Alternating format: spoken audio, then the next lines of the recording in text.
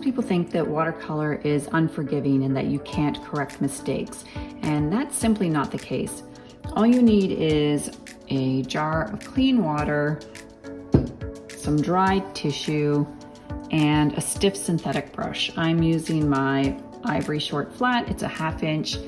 It's got really smooth nylon bristles and it comes to a very sharp edge. In this example, I've decided that my painting would look better without these fence posts. So I'm going to take my stiff synthetic brush, wet it thoroughly, wipe the excess off, and then I'm simply going to scrub out the pigment. Now you want to make sure that you've used fairly liftable pigment. In this case, I've used burnt umber and it's quite liftable. I think I'm going to keep this fence post on the far right, but I'm going to completely eliminate this one here. You need a fair amount of water so that you can activate the pigment. That's really what you want.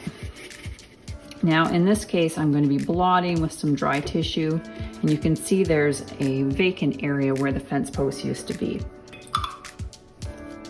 You don't want to use too dry of a brush because you don't want to damage the watercolor paper underneath. So a lot of water will help to loosen the pigment as mentioned, and now at this stage, depending on the effect that you're going for, you can fill in that gap. You can wait for it to dry completely, or in my case, I'm just taking my Hooker Screen Dark and burnt umber and going back over this area.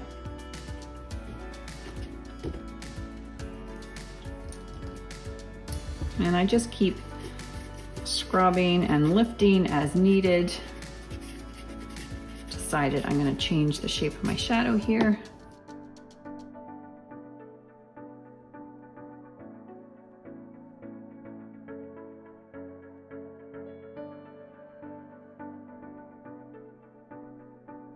And it really is that easy. So you can see that it has lifted just fine. I've replaced the color, and I've done all of this without having to resort to opaque mediums or pigments like gouache or acrylic or gesso to cover up the area.